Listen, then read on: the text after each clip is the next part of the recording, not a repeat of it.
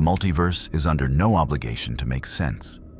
It doesn't file paperwork before tearing open. It doesn't send warnings, doesn't negotiate, doesn't ask whether the receiving universe has the structural integrity to handle what's about to fall through its ceiling. It simply opens, deposits its contents, and closes again with the quiet indifference of a cat knocking something off a shelf.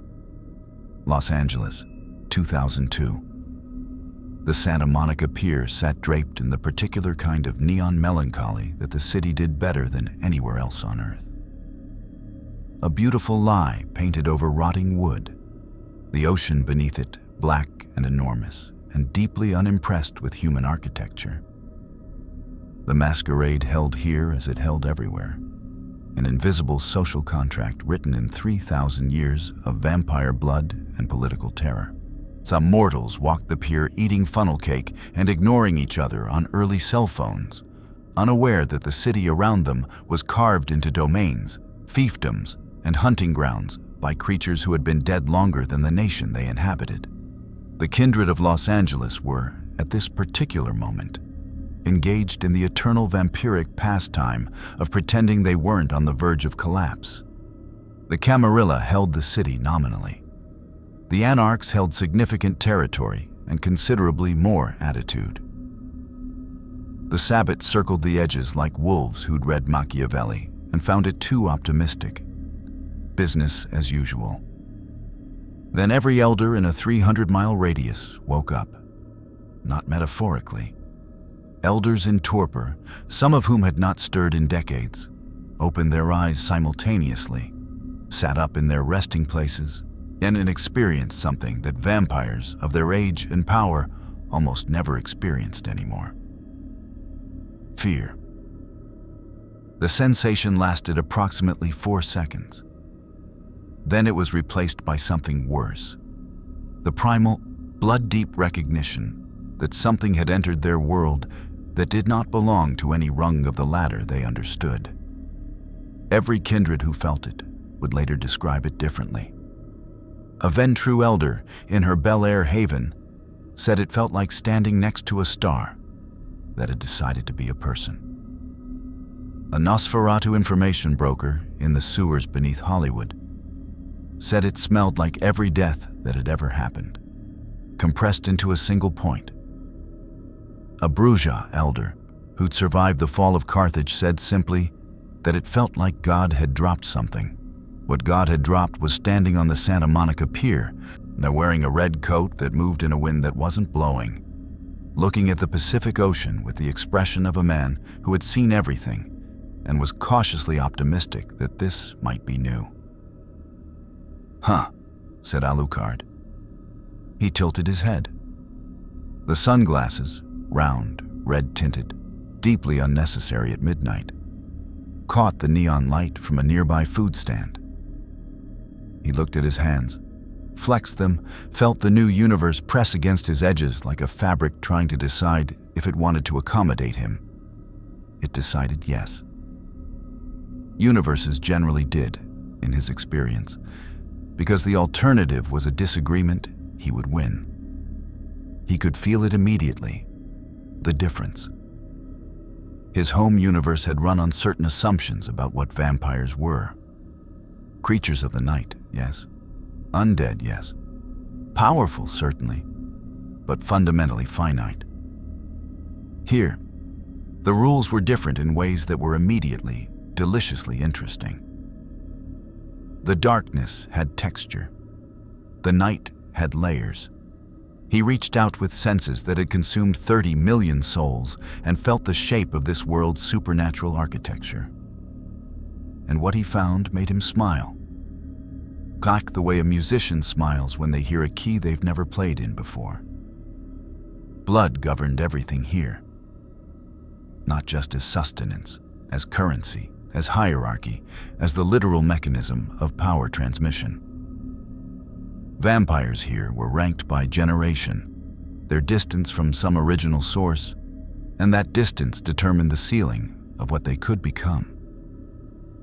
It was, he thought, a fascinatingly depressing system. like measuring someone's worth by how many times their family tree had been photocopied. He also felt the masquerade pressing against the city like a held breath. 3,000 years of collective paranoia, institutionalized into something approaching civic infrastructure. Hide, conceal, maintain the fiction.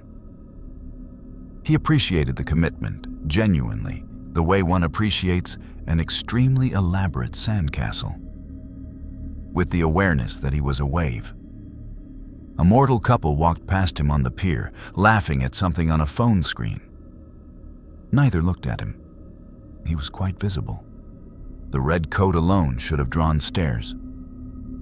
He considered this for a moment, then decided it was either low-level kindred influence permeating the area as ambient background radiation, or humans in Los Angeles had simply achieved a cultural enlightenment regarding the policy of minding their business.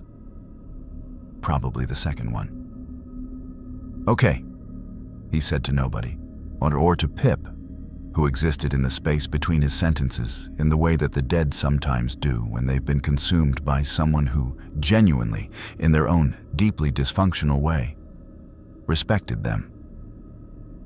So, new universe, different rules. Vampires are real. Also, vampires are real here, which means I'm going to fit in like a bullet in a skull. He paused. That's a compliment, in case you were wondering. The pier lights flickered. Somewhere beneath the city, in a network of tunnels that smelled of old blood and older secrets, a Nosferatu with 3 cellular phones and a laptop covered in encrypted post-it notes typed 4 words into a channel that reached every information broker on the West Coast. Something just arrived. Category unknown. Within 20 minutes, the Prince of Los Angeles, a Ventru named Sebastian Lacroix, the young for his position, ambitious beyond his competence, and possessed of the particular confidence that comes from having never met anything he couldn't buy, threaten, or legally outmaneuver, was informed that his city had a new vampire. A vampire whose generation his Tremere advisor could not calculate. A vampire who had apparently materialized on the Santa Monica Pier and was now, according to eyewitness Kindred report, eating a funnel cake and staring at the ocean like he owned it. Lacroix adjusted his cufflinks. He had a system for anomalies. The system involved the application of sufficient Camarilla authority and the implicit threat of the blood hunt. It had worked on every problem he'd encountered so far. He dispatched 3 of his best. On the pier, Alucard finished his funnel cake, dusted powdered sugar off his coat, and looked at the city spreading out behind the beach. 10 million lives, a vampire political structure balanced on a knife's edge, and somewhere beneath it all, something ancient and dark and genuinely interesting pressing against the underside of everything like a hand against glass. He grinned. It was not a comfortable grin to look at. "Now this," he said, "might actually be fun. If you want to see more crossover battles and unexpected universe collisions, hit that subscribe button and drop the name of a character and universe you'd want to see in the comments below. Let's explore the infinite together." The 3 kindred Lacroix sent were not idiots. This is important to establish because what happened to them could otherwise be misread as the consequence of incompetence. They were, by any reasonable Camarilla metric, exceptional. The first was a Ventru named Hargrove, 4th generation removed from his sire, which made him old enough to have opinions about the French Revolution that were personal rather than academic. He carried himself with the particular stillness of someone who had learned centuries ago that stillness was more threatening than movement. The second was a Toreador named Celestine, an artist turned information extractor, whose presence discipline could unravel the emotional architecture of nearly any being she'd encountered in 200 years of practice. The third was a Nosferatu called Mr. Teeth, whose name was self-explanatory, and whose intelligence network made the NSA look like a neighborhood watch program. They found Alucard exactly where the report said he'd be. He had moved from the pier to a nearby bench overlooking the water, had somehow acquired a second funnel cake, and was reading a newspaper he had definitely not had 30 seconds before they arrived. The headline visible from their approach read, "City Council Debates Parking Regulations." He appeared to be genuinely invested. Hargrove spoke first, because Hargrove always spoke first.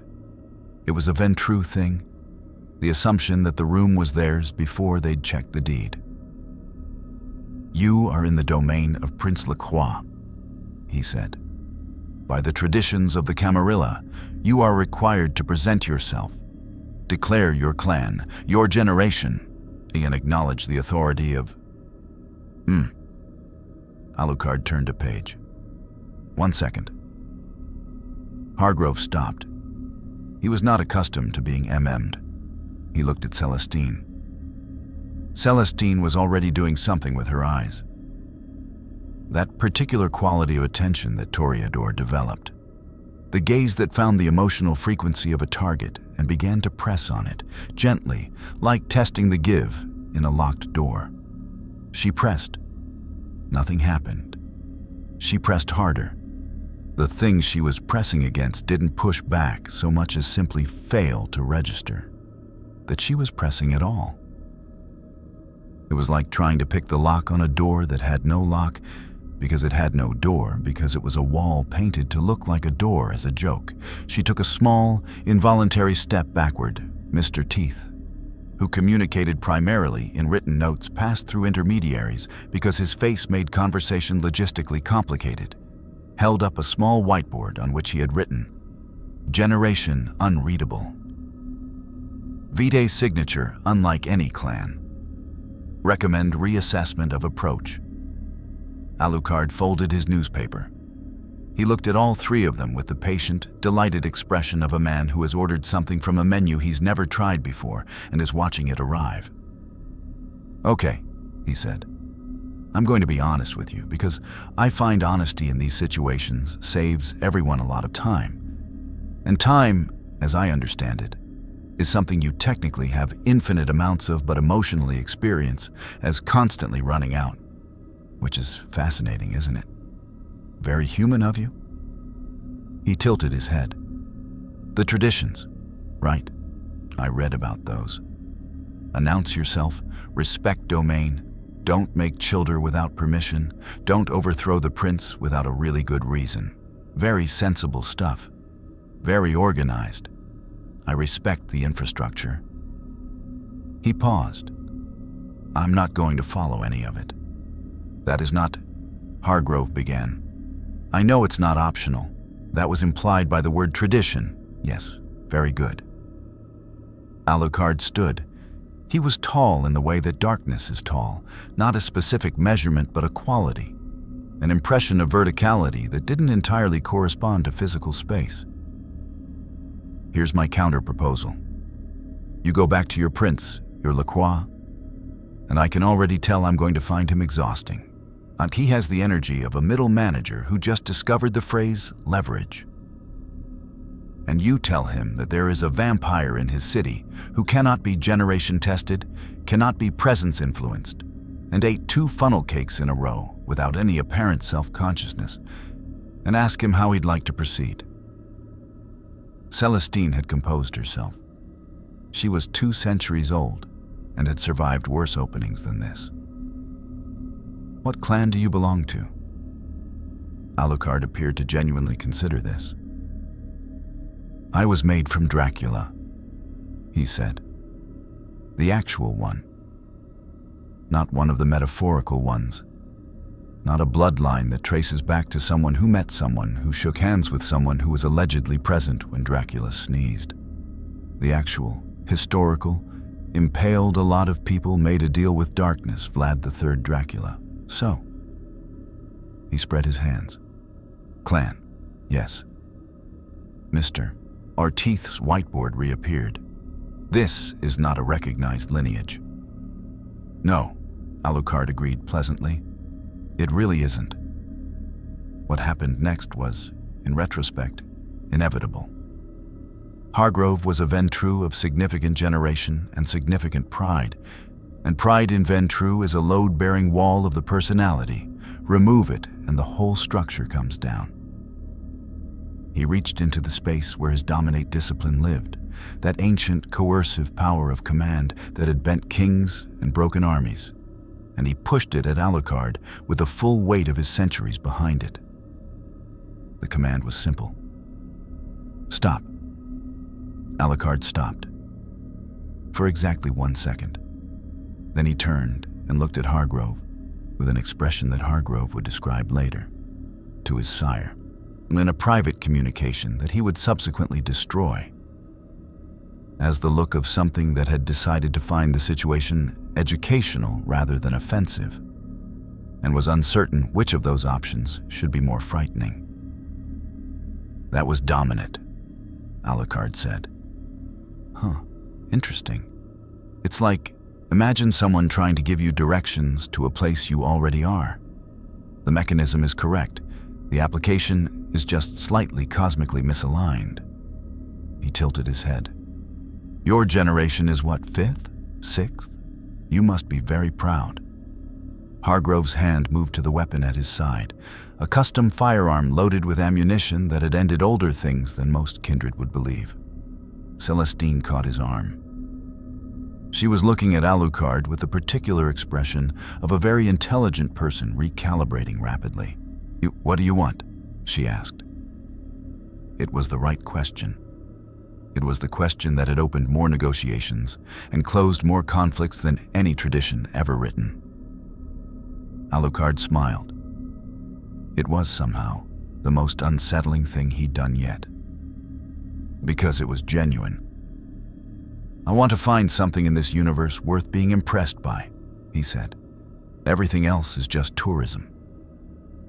He handed Hargrove the newspaper, parking regulation story face up, and walked off the pier into the city, his coat swallowing the neon behind him. Mr. Teeth held up his whiteboard one final time. Recommend waking the elders. The Sabbat did not knock.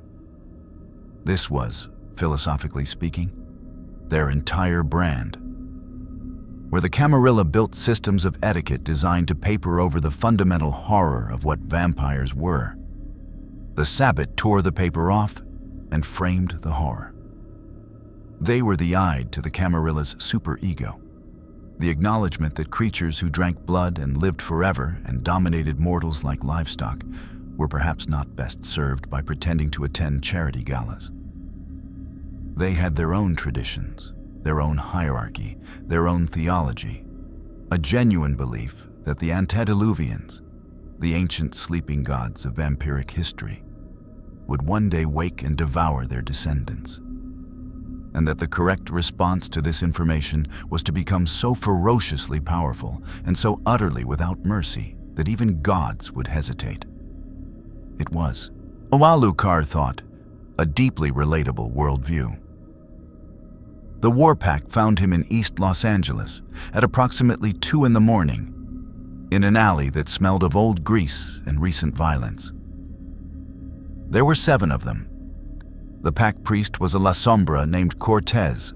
Shadow manipulation, religious conviction, the specific intensity of someone who had replaced one faith with another and kept all the fervor, who led with a crucifix and a speech about the Valderie and the freedom of the sword of Cain. The others fanned out with the practiced efficiency of people who had done this to things that fought back and won anyway. Alucard listened to the speech. He listened to the whole thing, which surprised Cortez, because most of their targets were either running or burning by this point in the introduction. That was genuinely good, Alucard said when Cortez finished. The bit about the chains of the Camarilla being a different kind of slavery, that had some real weight to it. I'm not going to pretend that wasn't a little stirring. Did you write it yourself? Cortez, who had in fact written it himself and revised it 17 times, did not answer because answering felt like a trap. Here's my thing. Alucard continued, leaning against the alley wall with the casual posture of someone waiting for a bus. I respect the Sabbat more than I respect the Camarilla on a purely philosophical level. You looked at the same information. We are monsters. We drink blood. We are damned. And you said, sure, let's work with that. That's honest. The Camarilla looked at the same information and said, let's have a dress code and call it civilization. He paused. But he pushed off the wall. The shadows in the alley moved. Not with him, toward him. The way shadows in this universe were apparently capable of moving because darkness here had opinions, was threaded through with the resonance of the abyss that La Sombra like Cortez drew their power from. The shadows moved toward Alucard and then stopped, at the edges of his coat, uncertain. As if they'd reached out to grab something and found the something in question was also made of darkness, but a different, older, considerably less negotiable kind.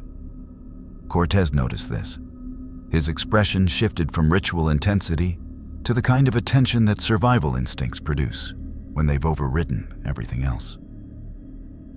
But, Alucard repeated, the join us or be destroyed bit is a little played out. I've been offered that particular menu option a lot. The answer is always the same. The Tzimishi fleshcrafter at the back of the pack.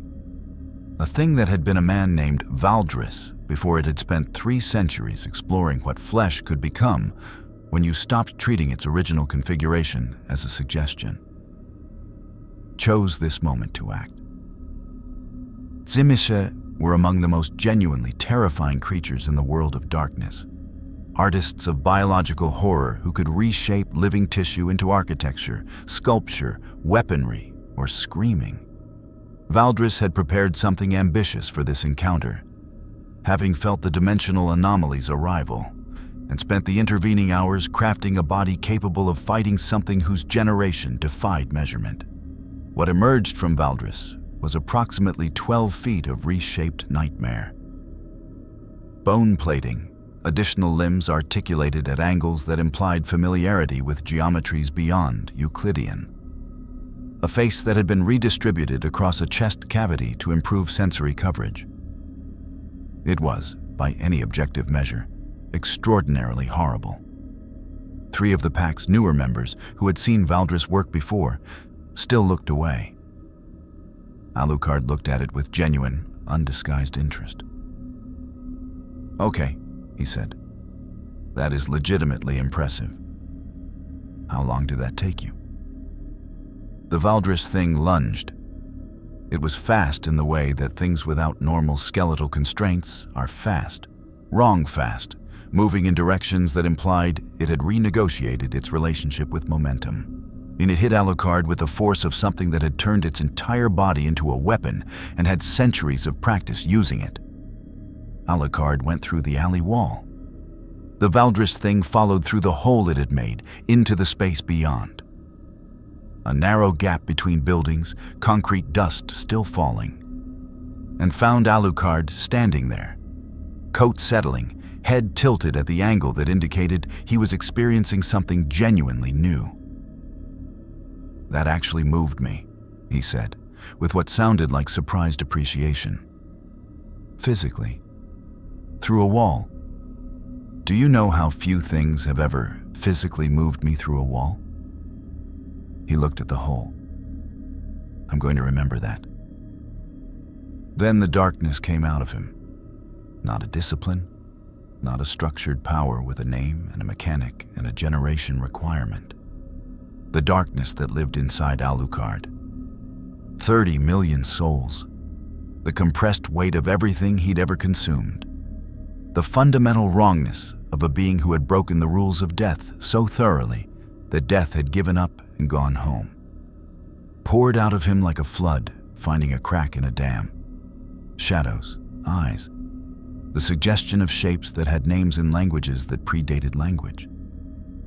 The Valdris thing, which had faced Antediluvians and not broken, froze. Not from dominant. Not from any discipline. from the simple, unmediated recognition at the blood level, at the level below thought, that it was looking at something that had eaten things like it for breakfast and found them underseasoned. Cortez grabbed his pack with the decisiveness of a leader who knows when the engagement parameters have changed. "Withdraw," he said, and in his voice carried no shame because shame required a moment of processing he wasn't willing to spend. They moved. Alucard let them go. He watched them disappear into the Los Angeles dark, the Valdris thing contracting back towards something approaching its original configuration as it ran. And he stood in the rubble of the wall, with his hands in his coat pockets and an expression that was almost thoughtful. "Shadow manipulation," he said quietly. "Blood magic. Flesh reshaping." He looked at his hands again. This universe has been busy. Somewhere above the city, something that had been asleep for a very long time shifted in its sleep and dreamed of red eyes. The Tremere did not send warriors. This was the correct decision, and it distinguished them immediately from every other faction that had engaged with the anomaly so far. The Camarilla had sent authority. The Sabbat had sent force. The Tremere sent a woman named Elsbeth von Holt, who had been a scholar before she was a vampire and had approached both conditions with the same methodical intensity. She was 6th generation, which in Tremere terms meant she sat at a level of the pyramid where the real work happened. Not the politics at the top, not the cannon fodder at the bottom, but the tier where knowledge was actually gathered, processed, and weaponized. She carried no visible weapons. She carried a leather satchel containing a notebook, 3 vials of her own blood prepared with thaumaturgical formulae she'd spent 40 years refining, and a thermos of something that smelled like copper in old libraries. She found Alucard sitting on the roof of a parking structure in Hollywood, watching the city with the patient attention of something that had decided to learn the landscape before deciding what to do with it.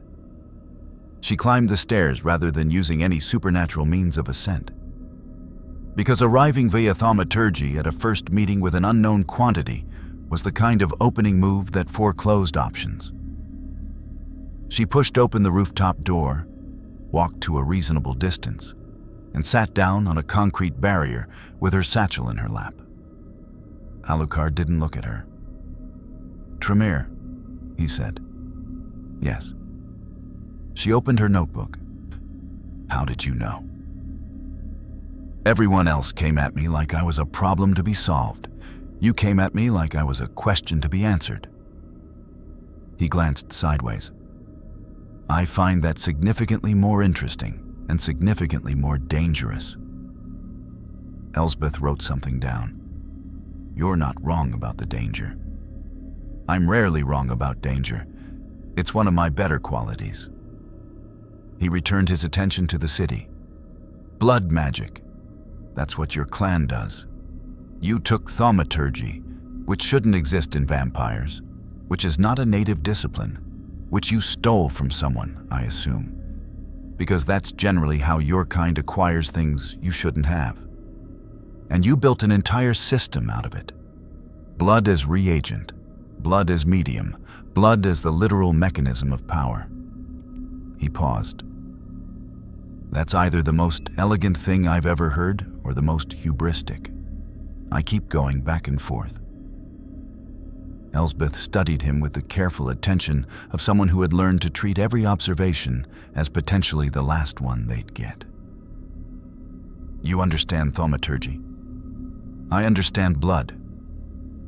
He said it simply, without drama, which somehow made it more absolute than if he'd announced it. "Blood is what I am. Not what I drink, what I am. I have more blood in me than your entire Council of 7 has consumed in aggregate, and most of it belonged to things that would make your Antediluvians look like recent converts." He finally turned to look at her fully, the red-tinted glasses catching the ambient glow of the city below. "So yes, when I felt your clan's signature on this city, that specific texture of blood being used as a language, I recognized it the way you'd recognize a dialect of something you speak natively. Elsbeth wrote more things down. What are you? Currently, a tourist. He looked back at the city. Possibly a permanent resident, depending on how interesting things get. Ask me again in a month. She clicked her pen. Your vitae is unreadable by any thaumaturgical method I have available. The lure of flames finds nothing to ignite in your blood. The theft of vitae reflects off you entirely. Path of blood analysis returns results that my instruments are not designed to process. She paused. I've been doing this for 230 years. I have never encountered an unreadable result. What did it say? The unreadable result. She hesitated, and which for a Tremere of her experience was significant. It said everything. It kept returning, everything. Every time I focused the formula to narrow the result, it expanded instead. As if your blood contains... She stopped. All of them, Alucard said quietly. Yes. Silence. Below them, Los Angeles performed its nightly theater of sirens and music, and the particular frequency of human lives lived in proximity without connection. Elsbeth looked at him with the expression of someone revising a foundational assumption in real time. The souls, she said. 30 million, give or take. I don't do precise head counts. It feels rude. He tilted his head. Your thaumaturgy ran a blood analysis and got 30 million simultaneous results. Each one a complete vampiric or human vitae signature, and when your instruments couldn't reconcile them into a single reading, that's actually a very elegant description of what I am. You should write that down. She already had. I want to try something, she said, and her voice had shifted into the register of a scientist who has found an unprecedented specimen and is trying to remain professional about it. Not an attack, a diagnostic. A single thaumaturgical formula that maps the architecture of vitae. It's used to understand bloodline relationships, sire and child connections. I want to see what it returns when applied to you. Alucard was quiet for a moment. Why should I let you? Because you're curious too. She met his gaze steadily. You felt something when you arrived here. This universe's blood magic registered to you as a new dialect of something you speak. Now you want to know what that means as much as I do. He looked at her for a long moment. The city hummed below them. Somewhere in the middle distance, a car alarm started and immediately stopped, as if reconsidering. Fine, he said. But I want to watch you construct the formula. Every step. If you try to embed anything in it that isn't diagnostic, I will know, and we will have a very different conversation afterward. Elsbeth nodded, opened one of her blood vials, and began. The Tremere path of blood's architecture ritual was a 40-step formula that took a skilled practitioner approximately 20 minutes to build correctly.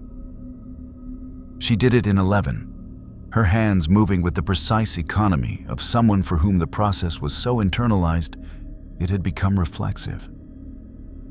The blood moved in patterns that caught the ambient light of the city, geometric and purposeful, a language written in vitae that had its own grammar and syntax and internal logic. Alucard watched every step, and as he watched, something shifted in his expression, the theatrical detachment giving way just slightly to something genuine. Because what Elsbeth was doing was beautiful. Not aesthetically, though it was that too. It was beautiful the way any elegant system is beautiful, the way mathematics is beautiful, the way a very good trap is beautiful, because it was blood being used as a language. And language was something he understood in his bones. in whatever passed for bones in something that had dissolved and reformed its physical structure, often enough to treat solidity as a creative choice. The formula completed, and the diagnostic bloomed outward from Elsbeth's hands like a flower made of living light and hit Alucard's vitae signature, and every streetlight on the block went out simultaneously. Elsbeth sat very still. Her notebook had filled itself with writing she hadn't produced, her own handwriting, her own terminology, but describing things she hadn't thought yet. Conclusions the formula had reached and written down without her conscious participation. She looked at the pages. Then she looked at Alucard. "You're not descended from anything in this universe," she said slowly. "No. Your bloodline origin point is, the formula keeps returning a location marker that doesn't correspond to any coordinate system I have. It's not a place.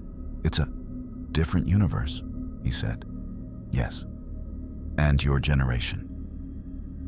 She stopped, looked at the notebook again. In fact, the formula calculates generation by counting the links in the chain back to Cain. "Yours returns."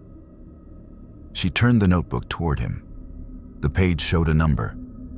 Then the number was crossed out by the formula's own hand and replaced with a word. The word was prior. Alucard read it. His expression did something complicated, surprise, genuine this time, unperformed, the look of someone who has received information that requires actual processing. "Prior," he repeated. "The formula is saying your bloodline origin precedes Cain," Elsbeth said carefully. "Not descended from him, not lateral to him, before him." She paused, which should be impossible because Cain is the origin point of all vampires in this universe, Alucard said. "Yes." He closed the notebook gently with one finger and looked back at the city. Different universe, different origin point, different chain. He was quiet for a moment. "That is the most interesting thing anyone has said to me in a very long time."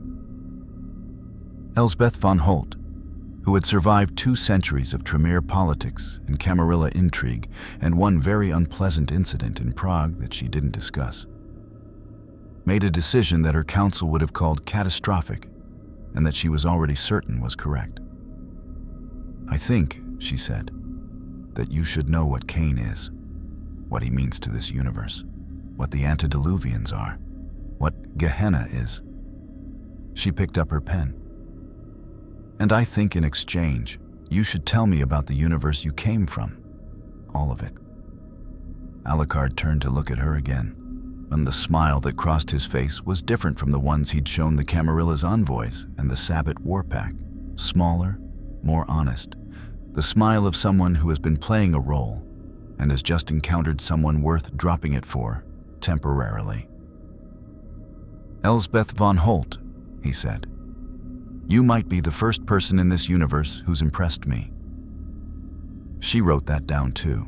The elder's name was Marcus Vittel, and he was old enough that the name was probably not original. 4th generation Ventru, which in the arithmetic of the world of darkness placed him at a tier where the rules that governed younger kindred became suggestions and the disciplines that defined vampire power became something closer to extensions of will. He had survived the fall of Rome, not the metaphorical fall, the actual one, the year, the city, the burning, and had done so by doing what 4th generation Ventru did best, by being so far up the food chain that the chaos below him was essentially weather. He had holdings in 17 countries, influence networks threading through 3 continents, and the particular patient confidence of something that had outlasted everything that had ever threatened it. He had heard the Tremere woman's report through channels. He had heard the Camarilla envoy's report through Lacroix, who had heard it through Hargrove, who had subsequently requested a leave of absence that was really more of a quiet breakdown in a Bel Air safe house. He had heard the Sabbat Pack's report through his Nosferatu contacts, including the detail about the Tsimise and the wall. which he had read twice. He had then done something that no other kindred in Los Angeles had done. He had sat alone in his haven, a building he owned, in a city he'd watched grow from a mission settlement into a sprawling electric organism. And he had thought carefully about what he was going to do. What he was going to do was diablerie.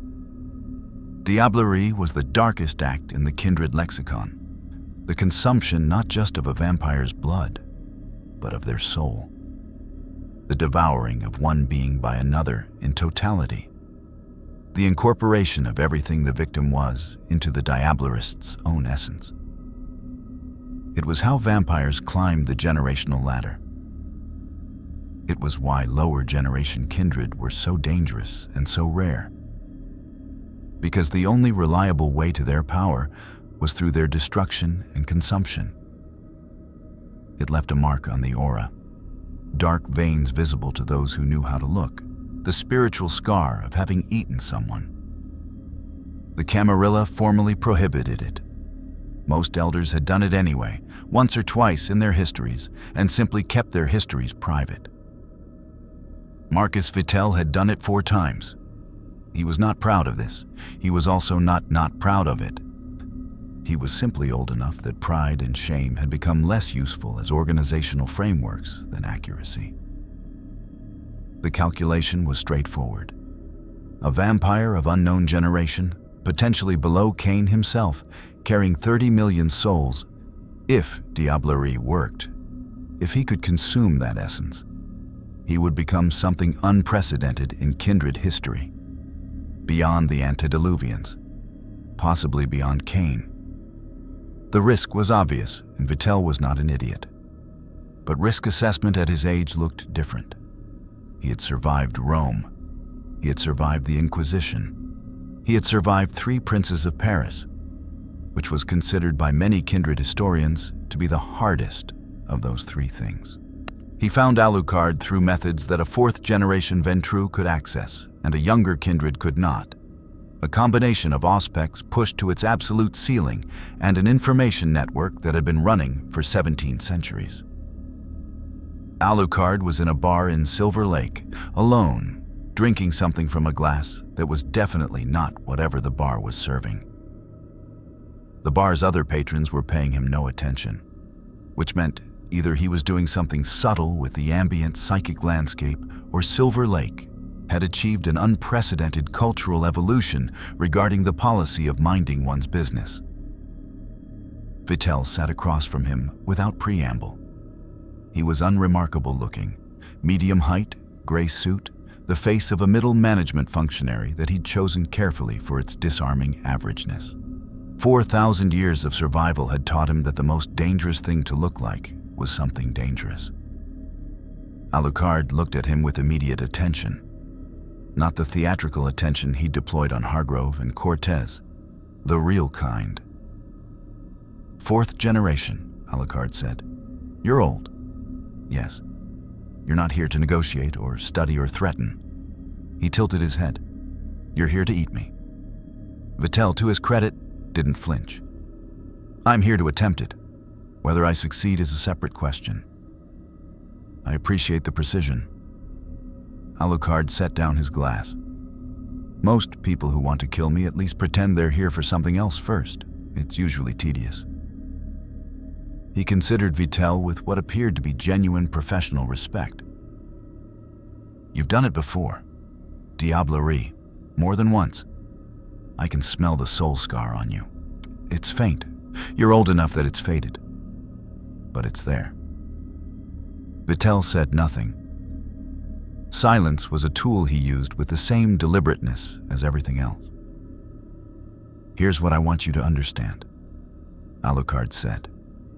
And his voice shifted, not louder, not more threatening, but somehow more present, the way a room feels different when something very large moves in it. What you're proposing is consuming my soul, my essence, the core of what I am, incorporated into yourself. He folded his hands on the table. I contain 30 million souls. You understand what that means? Not metaphorically, not as an abstraction. 30 million individual beings, each with their own will and memory and horror at what happened to them, existing inside me in a state of compressed simultaneity. I am not a vampire who has collected power, and I am a vampire who has become a multitude. Vitel was listening. He was very good at listening. You would not consume me, Alucard said. You would open a door and 30 million things would come through it into you. And some of them are very, very angry. The bar's ambient noise continued around them. Someone played something on the jukebox, a country song, incongruously cheerful. Vitel sat with the information, processing it with the patience of 4 millennia. You could be lying, he said. I could be, Alucard agreed. That's the bet, isn't it? What happened next occurred in the space between 2 heartbeats, metaphorically, since neither of them had heartbeats. Vitel moved with the speed of something that had refined movement to its absolute essence over 4,000 years. A strike aimed not at the body, but at the blood, with the specialized grip of a diablerist who had done this before and knew exactly where to reach. His disciplines engaged simultaneously. Presence to stun, dominate to suppress resistance, fortitude layered across himself as insulation, auspex to track the soul. He reached into Alucard and grabbed. The first soul he touched belonged to a 19th century London dockworker named Thomas Briggs, who had been murdered in a particularly unpleasant way, and had been inside Alucard long enough to develop opinions. Thomas Briggs was followed immediately by a Romanian cavalry officer who had died at the Battle of Mohacs, who was followed by a Victorian serial killer whose identity history had never established, who was followed by approximately 29,997,000 others, all of whom arrived simultaneously with the compressed urgency of people who had been waiting a very long time for a door to open. Marcus Vitel, 4th generation Ventru, survivor of Rome, of the Inquisition, of 3 princes of Paris, made a sound that the bar's other patrons would later describe to therapists as the most upsetting noise they had ever heard from another human being, and then fell sideways off his chair. Alucard caught him before he hit the floor. It was a casual gesture, almost gentle, the way you'd catch a glass someone had knocked off a table. He set Vitel upright in his chair and looked at him with what was, underneath everything else, a species of sympathy. The recognition of something that had been very old and very powerful, trying something very stupid for very comprehensible reasons. Vitel was not destroyed, and Alucard had pulled the door shut before the full weight of 30 million came through. What remained in Vitel was a small delegation, perhaps 30 souls, enough to be educational, not enough to be fatal, pressing against the inside of his mind with the uncomfortable intimacy of uninvited house guests who were very keen to tell him about their deaths. There, Alucard said, straightening Vitel's jacket with 2 fingers in a gesture that was almost paternal. Now you know. Vitel sat very still. His eyes were doing something complicated, processing, or rather trying to process the 30 voices now occupying space in his head. He was old enough that his mind was a fortress. The 30 souls were finding, to their collective frustration, that the fortress had good foundations. They would not break him, but they would be there, forever, a constant reminder. "Why didn't you kill me?" Vitel said. It wasn't quite a question. "Because you were honest about what you came here to do." Alucard picked up his glass again. "And because I want you to go back to your prince and every elder you know and explain exactly what just happened to you, in detail." He smiled. Consider it a press release. Vitel stood. His movements were careful, recalibrated, the walk of someone navigating a body that now had more residents than previously anticipated. At the door, he stopped. "The souls," he said without turning around. "They're real, all of them." "Every single one," Alucard said. Vittel walked out into the Los Angeles night, and 30 voices walked with him. And somewhere in the world of darkness's vast and ancient information network, the report that began circulating within the hour contained a word that had not been used about any kindred since the nights when the world was young. The word was untouchable. The Anarchs of Los Angeles had a complicated relationship with the word free. They used it constantly. Free from the Camarilla's traditions, free from the tyranny of elder domination, free from the generational hierarchy that treated younger vampires as resources to be managed and expended by those old enough to remember when cities were invented. Freedom was their founding document, their rallying cry, their entire aesthetic. The Anarch Free State of California was the most significant experiment in vampire self-governance in the modern era, and its participants believed in it with the passionate conviction of people who had chosen a principle over a safer alternative. What complicated the relationship was that freedom, in practice, required constant violent defense against everyone who wanted to take it away, and which meant the Anarchs spent most of their existence in a state of organized aggression that looked, from certain angles, remarkably like the hierarchy they'd rejected, just with better music and less formal attire.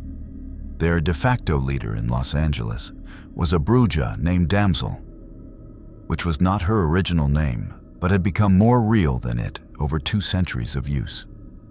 She was compact, relentless, possessed of the particular intensity that Bruja carried like a second skeleton. The rage that was their clan's curse and their clan's gift. The fire that made them brilliant in battle and difficult in committee. She had survived 3 attempts by the Camarilla to reassert control over the city, 2 Sabbat incursions, and 1 extremely unpleasant incident involving a Malkavian prophet whose predictions had all turned out to be correct, which had been somehow worse than if they'd been wrong. She had heard about the anomaly. She had read every report her network had gathered. The Camarilla's humiliation on the pier, the Sabbat Pack's retreat, the Tremere scholar's late-night rooftop conversation, and the 4th-generation elder who had walked out of a Silver Lake bar with 30 extra passengers in his head, and the expression of a man who had revised his entire cosmology on the way to the parking lot. She had sat with all of it for 48 hours before making her decision. She sent 1 person. His name was Skelter, Vietnam veteran, Bruja, a vampire who had been made in 1969 by someone who thought the combination of military discipline and Bruja fire would produce a useful weapon, and had instead produced a complicated man who had spent 30 years becoming something more interesting than a weapon. He found Alucard in Griffith Park at 3 in the morning, sitting on a rock overlooking the city with his coat spread around him like something that had decided to be a landscape feature. "You're the thing everyone's scared of," Skelter said, sitting down on a nearby rock without ceremony. "I'm one of them," Alucard said. "In this universe, I'm apparently the current front runner, yes." Skelter looked at the city. "Damsel wants to meet you." "I know. She's been the only faction leader who hasn't sent someone to attack me, study me, or consume me, which means she's either the smartest person in this city, or she's planning something more creative than the others and needed more lead time." He paused. "Which is it?" "Bit of both, probably." Skelter's voice had the particular economy of someone who had learned that most words were optional. "She's not going to offer you safety. We don't do that. She's not going to offer you resources or political cover or any of the things the Camarilla trades in." He looked at Alucard directly. "She's going to offer you nothing. That's the pitch." Alucard turned to look at him properly. "Nothing.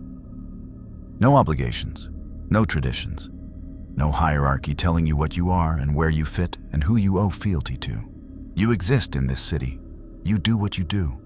Nobody claims you, and nobody commands you, and nobody sends their elders to eat you because there aren't any elders to send." He paused. "Well, there's one less than there was," I heard. 30 of him are doing very well," Alucard said. "The rest of him is managing." Skelter almost smiled. "The offer is nothing, which in this city, right now, is actually something." Alucard was quiet.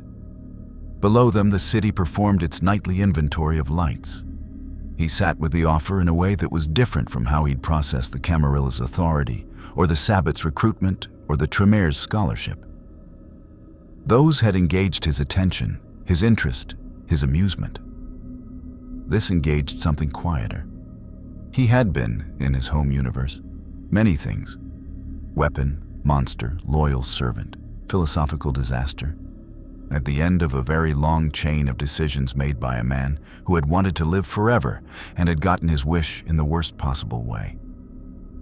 He had been owned. He had been bound.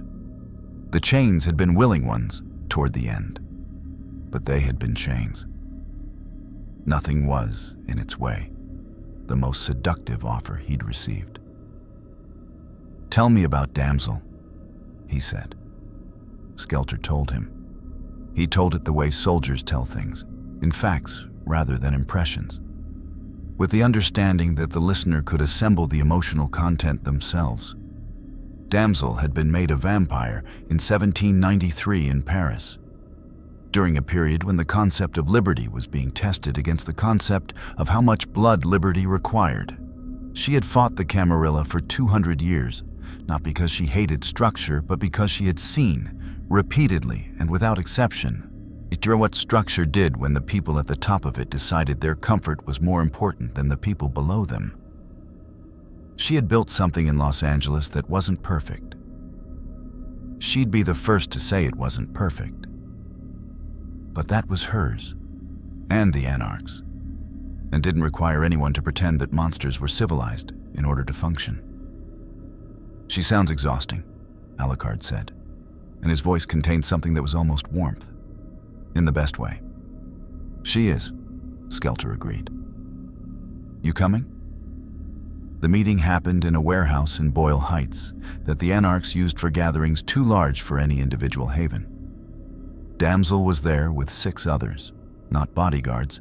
The Anarchs didn't do bodyguards, but kindred who had chosen to be present because they were curious, and because Damsel had said it was fine to be curious, and the Anarchs ran on that kind of horizontal permission structure. She was smaller than Alucard had expected, which was something he noted and immediately filed under irrelevant, because 2 centuries of revolutionary survival had a way of making small people into very large forces. She looked at him without any of the fear or calculation or performance that every other faction leader had brought to the encounter. She looked at him the way a person looks at something they've decided to engage with honestly, consequences acknowledged and accepted. "You're going to break this city," she said. Not an accusation, an assessment. "Probably," he agreed. "Something here was already cracking when I arrived. Okay, I'm more of a catalyst than a cause. The Masquerade's been fraying for years. Lacroix is in over his head. The Sabbat are pushing harder, and now you." She crossed her arms. "What do you want from this city?" "I've been asking myself that." He looked around the warehouse, the Anarchs present, the mix of clan and age and background that the Camarilla's hierarchy would never have tolerated in the same room with equal standing. In my world, I was a weapon. A very well-maintained, extremely powerful, occasionally self-directed weapon, but a weapon, someone else's. He paused. "I find I don't want to be anyone's weapon here." "We don't want weapons," Damsel said. "We have enough of those. What do you want?" She uncrossed her arms. "Someone who understands that freedom isn't the absence of responsibility. It's the choice of which responsibilities you take on." She met his gaze. and she had the particular quality of someone who had looked at genuinely terrible things for 2 centuries and had declined to look away. "We're not asking you to join us." I meant what Skelter said. Nothing. No ask.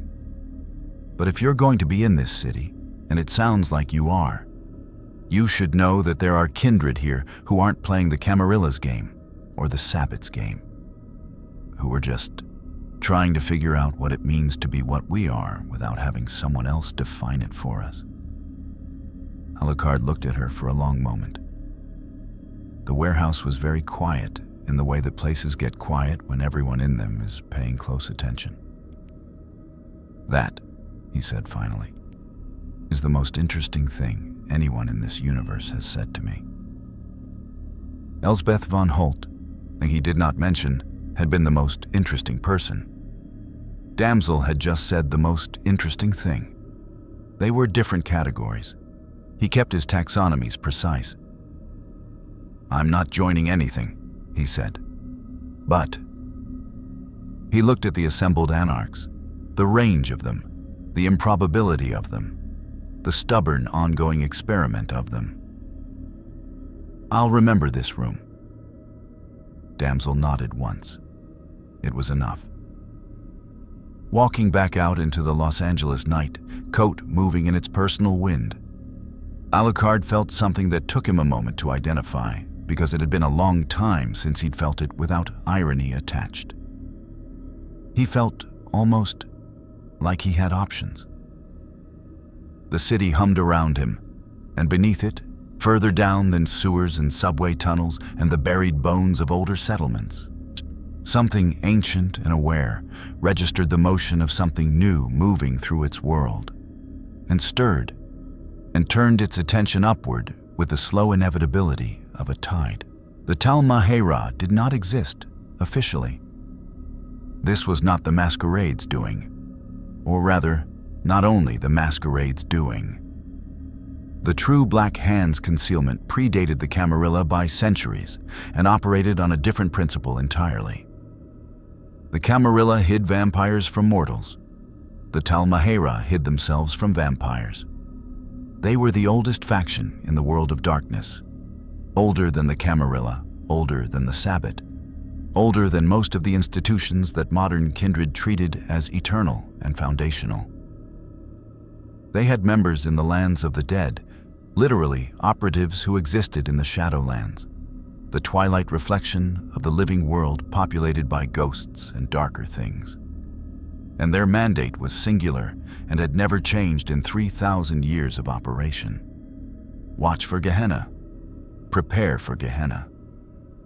Ensure that when the Antediluvians woke and the end came, someone was positioned to do something about it rather than simply experience it. They had prophets. All organizations that lasted long enough eventually developed prophets. Because time on a long enough scale starts to look like pattern, and pattern readers become inevitable.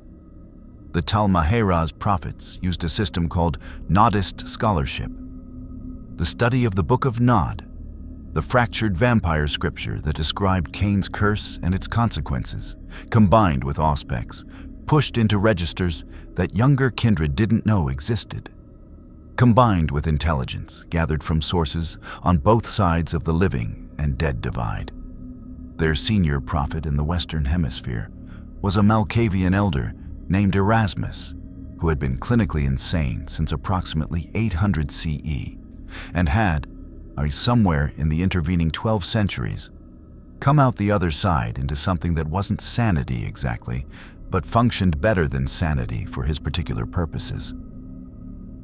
He perceived time non-linearly, which the Malkavian curse made inevitable, and had learned to use the non-linearity as a research tool rather than fighting it. He had known Alucard was coming 14 months before Alucard arrived. He had written it down in a ledger that he kept in a Shadowland safe house, in handwriting that got progressively more agitated as the arrival date approached. The entry for the night of arrival read, "He is before Cain. He is after everything. The ladder has a rung below the bottom. God help us all, and also this is fascinating. Erasmus found Alucard not through tracking or intelligence networks, but by simply walking to where Alucard was. Because he had known where Alucard would be for 14 months and had been looking forward to the conversation with the particular anticipatory pleasure of someone who has read the first chapter of an extraordinary book and has been waiting to read the rest. He materialized, stepping through from the Shadowlands, which the thaumaturgical could do, which was one of their more unsettling capabilities.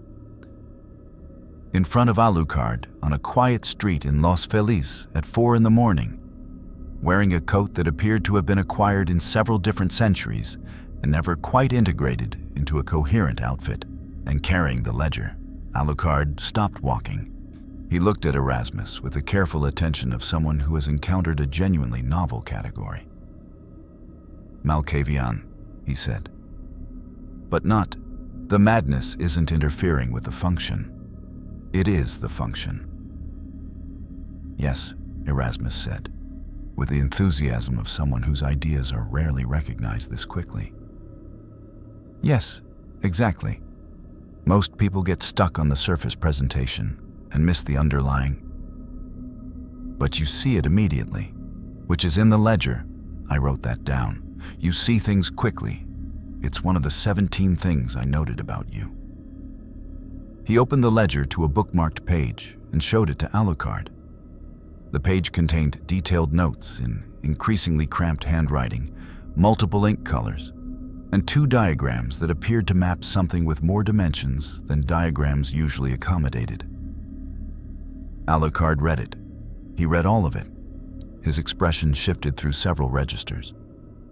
Surprise, recognition, something approaching wariness. "You've been tracking me for over a year," he said, "before I arrived."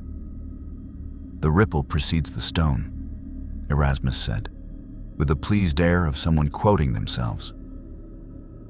"Your arrival displaced probability. The displacement was visible from certain temporal angles 14 months ago. I simply looked from the right angle." He closed the ledger.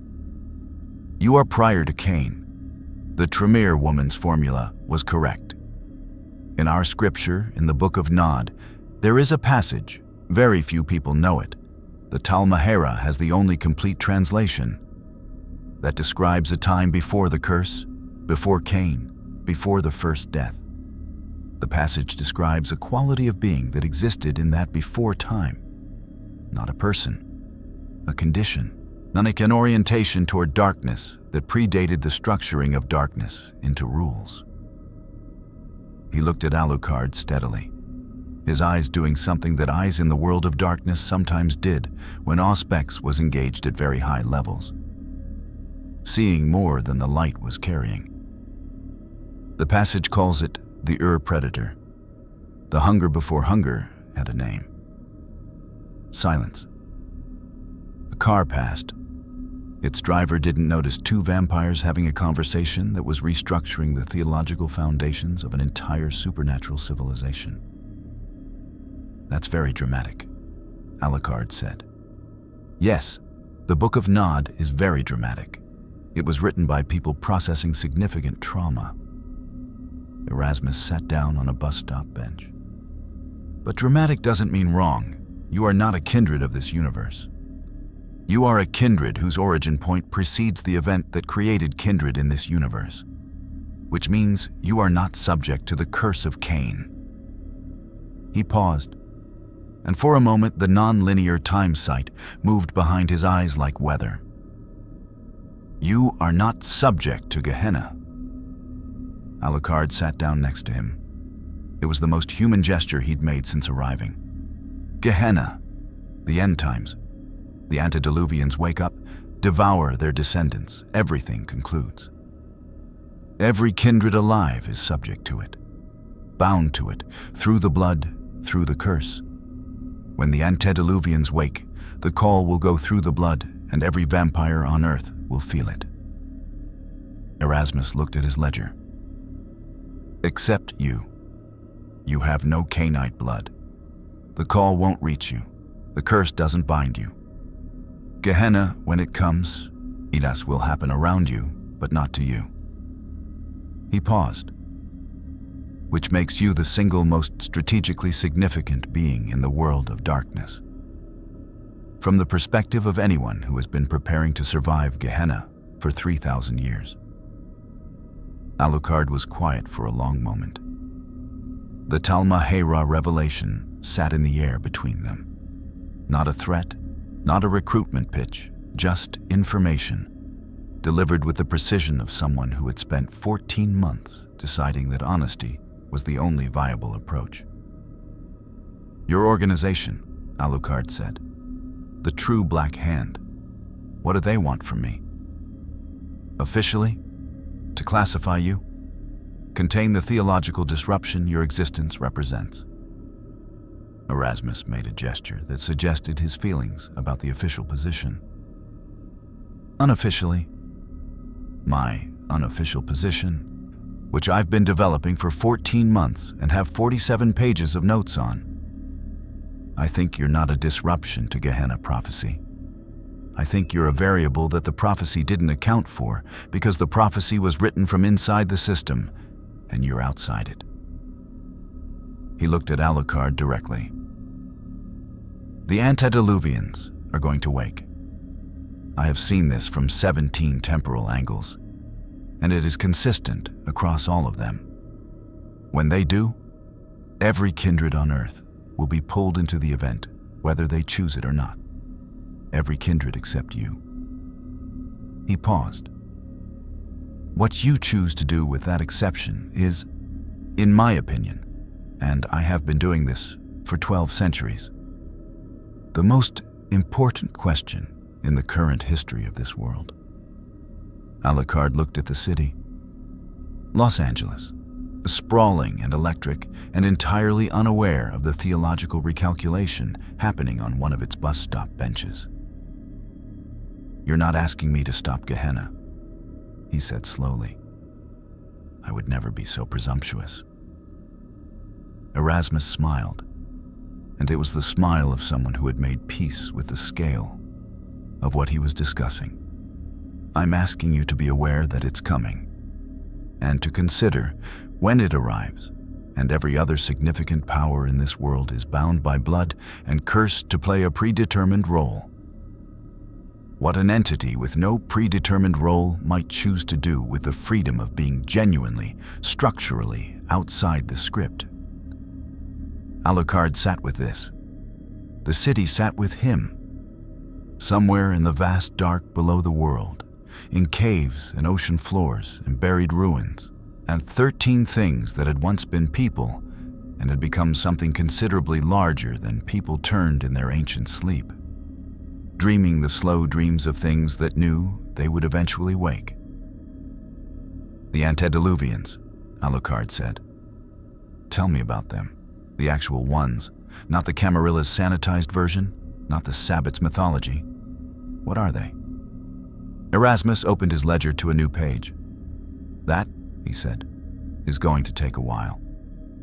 I have time, Alucard said. Technically, I have all of it. Erasmus began to talk, and Alucard listened with the complete, still attention of something that has found the question it came to a new universe to ask, and is finally, genuinely getting an answer.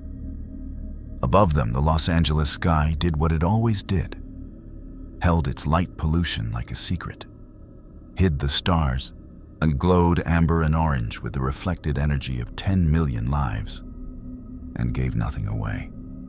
The masquerade broke on a Tuesday, not metaphorically, not as a slow cultural erosion or a political failure or the kind of incremental unraveling that kindred scholars would later write careful retrospective analyses about.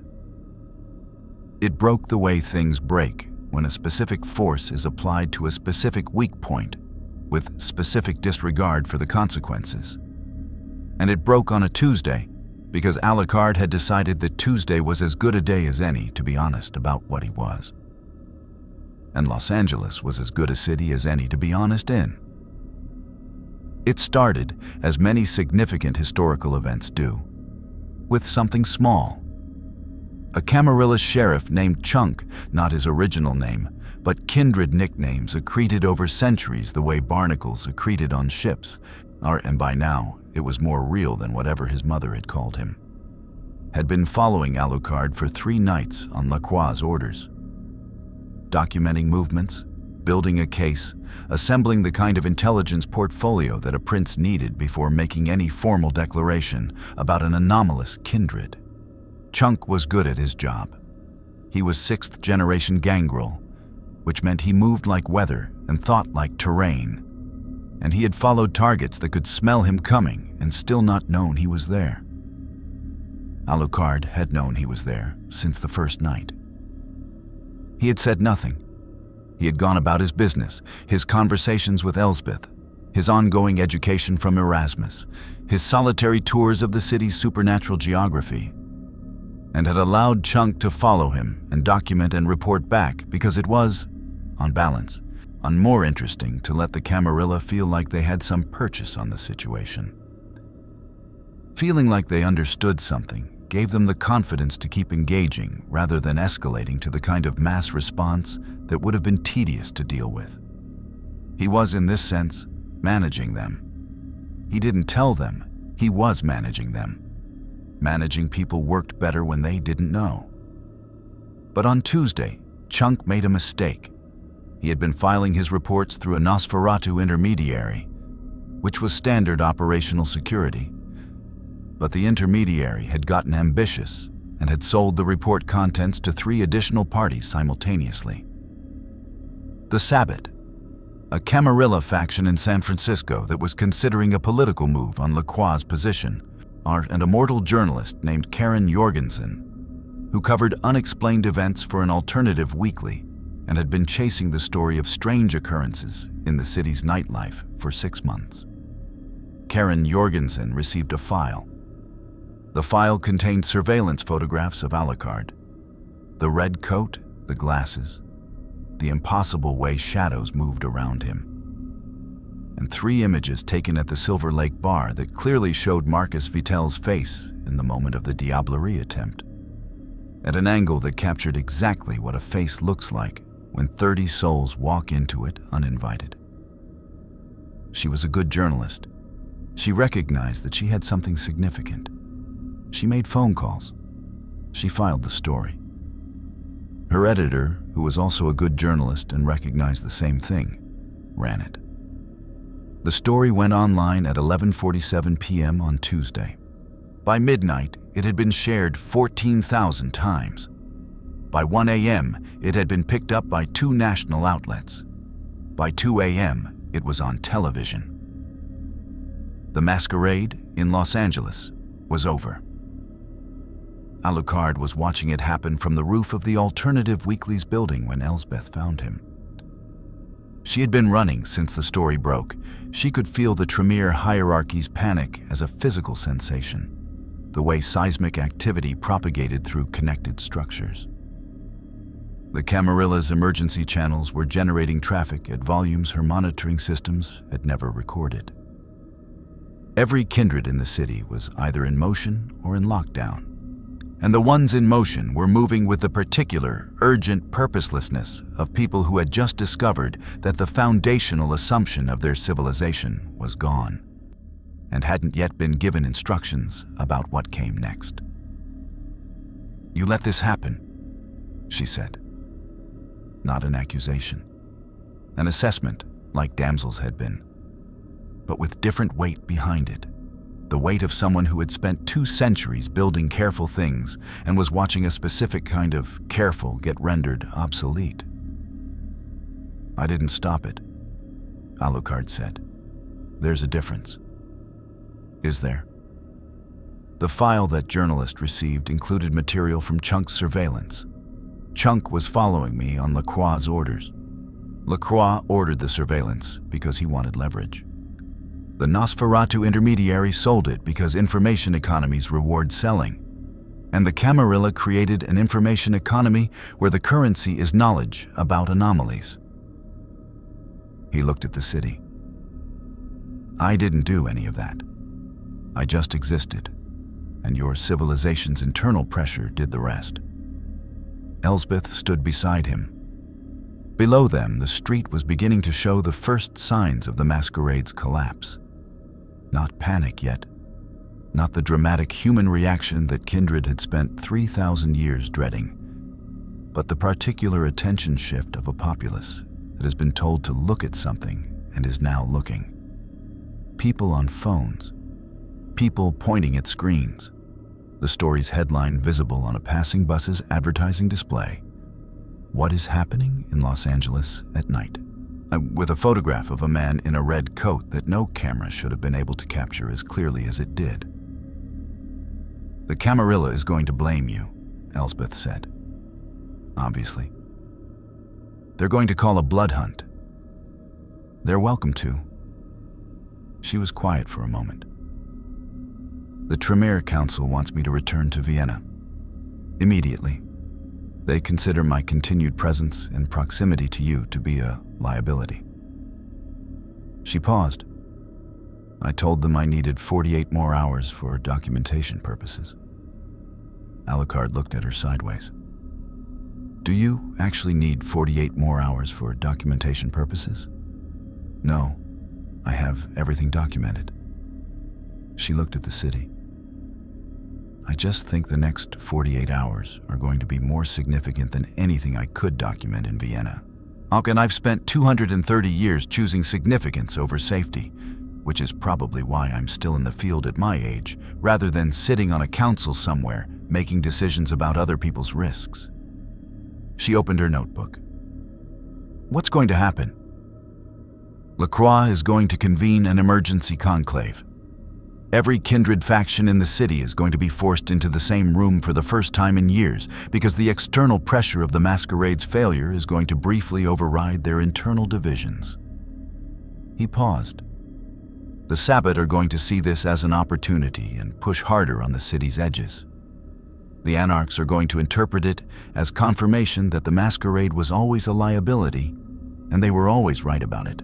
And the Tremere are going to try to establish information control and fail because the internet exists. He watched a news van take a position on the street below. And Lacroix is going to stand in front of all of it and try to look like he has a plan. Does he have a plan? He has a suit and a podium. In his experience, those have functioned as adequate substitutes. Below them, the city was changing texture. 10 million people processing new information, the particular social seismic activity of a narrative shifting. Not chaos yet. Not the collapse that the kindred had always feared, but something arguably more dangerous. Curiosity. The human capacity for curiosity was, in Alucard's considered opinion, the most powerful force in any universe he'd visited. Because it was the one thing that didn't respect hierarchies or traditions or carefully constructed systems of concealment. Curiosity just looked. And once something had been looked at clearly, pretending it hadn't been looked at required a level of collective effort that grew exponentially harder with time. The Masquerade was always going to break, he said, not because of me, because the fundamental premise hide an entire parallel civilization of predators inside human society indefinitely, using only social pressure and selective memory alteration, was a 3,000-year project of applied denial. It was impressive. It was genuinely, remarkably impressive. But denial at scale has load-bearing limits. Elsbeth was writing. You sound almost sympathetic. I am sympathetic. I understand the impulse to hide. He was quiet for a moment, and something moved behind his expression that was too complicated to be simply read. In my world, vampires existed openly, or at least the kind of vampire I am did. It didn't make anything easier. Sunlight and public knowledge are different problems. He looked at the news van. But at least everyone knew what they were dealing with. His phone, he had acquired a phone, because the world of darkness had a functional telecommunications infrastructure, and he found it useful. Buzzed. He looked at it. The message was from a number he didn't recognize, and it said, "The Prince requests your presence at Conclave. Tonight. This is not optional." He showed it to Elsbeth. She read it. "Are you going?" He pocketed the phone. "Of course I'm going." A room full of every vampire faction in the city, all of them terrified, all of them blaming each other, all of them trying to navigate a civilizational crisis while pretending to be statesmanlike about it. He straightened his coat. That sounds like the best theater this city has produced since... Actually, it sounds better than anything this city has ever produced. He walked to the roof's edge. Below him, the city hummed and flickered and buzzed with the energy of a secret becoming public, a held breath releasing 3,000 years of careful architecture beginning, slowly and then quickly, to come apart. "Elsbeth," he said without turning. "Yes? Take good notes. Everything that happens in that room is going to matter, and your documentation is the best I've seen in any universe." He paused. "Also, Vienna is wrong. You should stay." She was already writing. He stepped off the roof's edge and fell, and the shadows caught him before the ground did, because in the world of darkness, the shadows were alive, and they had learned, in the past several days, that catching Alucard was significantly safer than not catching him. The Conclave was waiting. Every faction, every fear, every carefully maintained fiction about what vampires were and what they owed each other and what the rules meant. All of it compressed into one room, about to be stress-tested by the presence of something that existed outside every category the room had been built to contain. Alucard arrived at the building's entrance exactly on time, which was somehow more unsettling than if he'd been late. Straightened his coat and walked in. The conclave was held in a building that Lacroix owned through 7 layers of shell corporation. In a room that had been swept for recording devices by Nosferatu technicians and then swept again by Tremere thaumaturgists checking for supernatural surveillance, and then checked a 3rd time by a Malkavian that Lacroix's advisor had insisted on including, because Malkavian verification methods operated on principles that neither technology nor magic could anticipate. The room was clean. The room was secure. The room contained approximately 40 of the most dangerous supernatural beings in the Western Hemisphere, arranged around a table that was too small for the egos present and a great deal too small for the fear. Lacroix stood at the head of it. He was, Alucard decided upon entering, exactly what he'd expected. Young for his position, which in Ventru terms meant perhaps 3 centuries, possessed of the particular burnished confidence of someone who had acquired power through political acumen rather than raw survival, and had not yet encountered the category of problem that political acumen couldn't address. He wore his authority like a new coat. It fit well. It would not survive the evening intact. The room's assembly was a summary of everything Alucard had encountered in the past week, plus several things he hadn't. The Camarilla faction occupied the table's formal positions. Hargrove, reconstructed from his earlier humiliation into something resembling professional composure, sat with the other Ventru. Celestine was present, her presence discipline visibly suppressed to avoid the appearance of manipulation in a room where everyone would feel it immediately. Now Tremere representatives sat in a cluster, and Elsbeth was among them, her notebook open, writing continuously. Nosferatu's shadows occupied corners in the particular way Nosferatu occupied spaces. Present without quite being in the room, information flowing through them like current through wire. The Anarchs had sent Damsel and Skelter and 3 others, who sat slightly apart from the Camarilla positions with the deliberate spatial politics of people who wanted their independence legible in their seating. The Sabbat were not present. The conclave's location was Camarilla-held, and the Sabbat's relationship with Camarilla-held spaces was consistent and architectural. but their absence was its own presence. A pressure at the room's edges like weather through walls.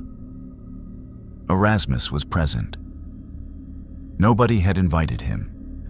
He was sitting in a chair that hadn't been there before he arrived, in a corner that the room's geometry didn't strictly accommodate, taking notes in a ledger that matched the one he'd carried in Los Feliz. Several kindred near him had moved their chairs slightly away, without appearing to acknowledge why. Lacroix began. He was, Alucard would give him this, a competent speaker. He had the Ventru gift for framing, the ability to present a situation in terms that made his preferred interpretation seem like the only rational one, to create the impression of logic where what actually existed was persuasion. He outlined the Masquerade breach. He outlined its scope. The story had now been picked up by 47 media outlets, had accumulated significant online presence, and had prompted a response from the mayor's office that was carefully worded in a way that suggested the mayor's office knew more than it was saying, which raised questions about mortal side information containment that required separate discussion. He outlined the threat assessment. He outlined the response options. And then he said, "The source of this breach is in this room." Everyone looked at Alucard.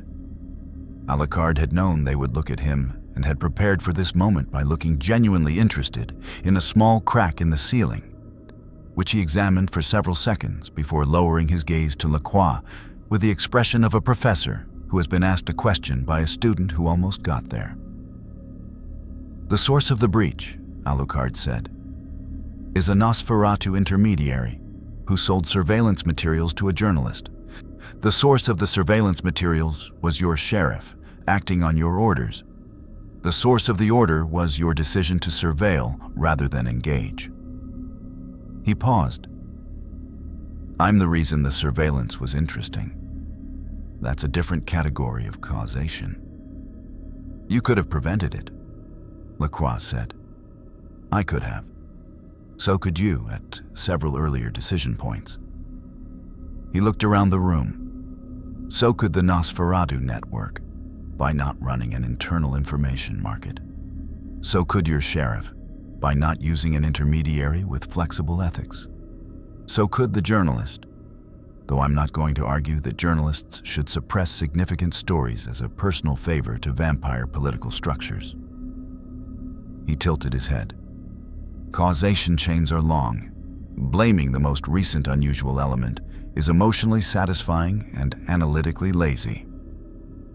The room's temperature, metaphorically, since most of its occupants didn't generate body heat, dropped several degrees. Hargrove spoke. "Whatever the causal analysis, the situation is this. The Masquerade has been breached. The breach is recoverable. It has been recovered from before, in other cities, through coordinated effort. But recovery requires unified response. Unified response requires that every faction in this room operate under a single strategic framework for the duration of the recovery operation." He looked at Alucard with the particular expression of someone who has been embarrassed by an entity and has recalibrated from humiliation to pragmatism. "That includes you." "There it is," Damsel said from her seat, and in her voice had the flat quality of someone watching a prediction come true. "We're all in a crisis, so suddenly the Camarilla wants unity. Funny how unity always looks like everyone doing what the Camarilla says." "This is not the moment for," Lacroix began. "It's always the moment," Damsel said. "That's the thing about moments. They're always happening." While the room began the argument it had been building toward, Camarilla authority versus Anarch autonomy, the eternal vampiric argument dressed in crisis clothes. Alucard sat quietly and felt something change in the room's atmosphere. Not political, not social.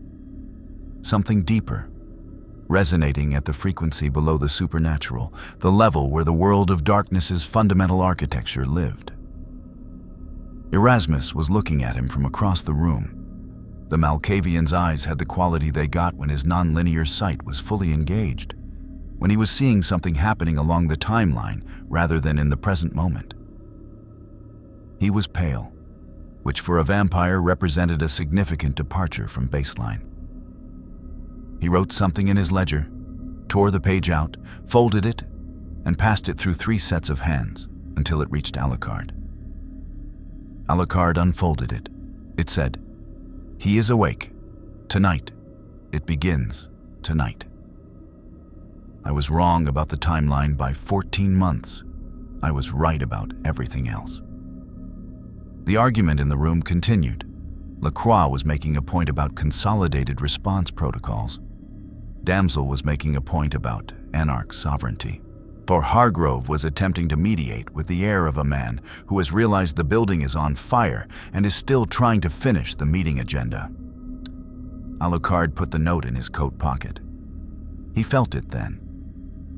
Felt it in whatever served as his blood, in the 30 million souls that stirred simultaneously like a vast audience leaning forward, in the Schrödinger substance of his existence that registered things happening at levels most beings couldn't access. Something beneath the city, beneath the world, old and vast and purposeful, waking from sleep so long it had become geological. Not one thing, several. The resonance of multiple enormous presences crossing the threshold from dormancy into awareness. Like stars igniting, like the opening notes of a piece of music that had been silent for 3,000 years. The Antediluvians, not all of them. 2, maybe 3, the ones whose sleeping places were closest to the American continent, whose beckoning had redirected when something disrupted the signal.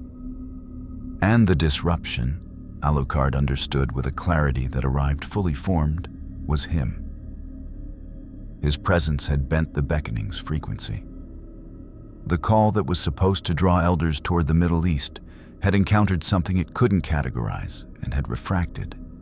And several of the Antediluvians had followed the refraction, had turned their awakening consciousness toward the anomaly, toward Los Angeles, toward the unprecedented thing in the world of darkness that existed outside their script. They had come to investigate. The building shook. Not an earthquake. Los Angeles knew earthquakes, had its own geological vocabulary for the deep structural shudder. And this was different. This was directional. This was intentional. This was the footstep quality of something moving underground with the confident purposefulness of things that had not moved in millennia and had forgotten that the world above them contained things that could be damaged. The argument stopped. Every kindred in the room felt it simultaneously.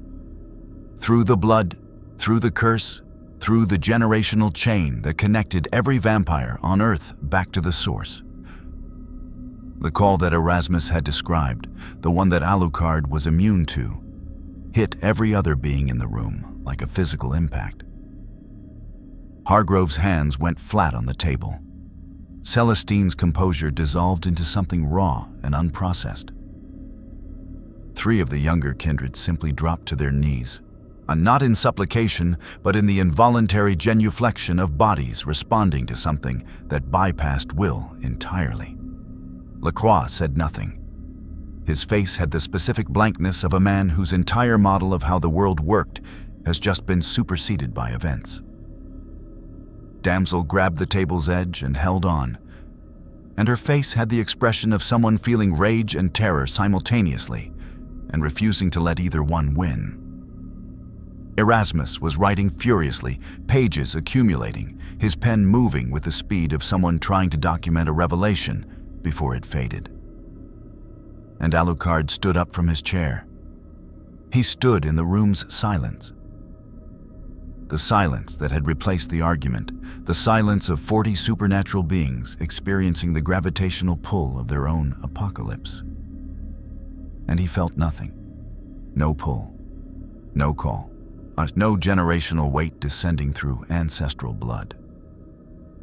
The Antediluvians' awakening washed over him the way weather washes over something that is made of weather, and therefore has no surface for weather to land on. He was, precisely as Erasmus had predicted, outside the script.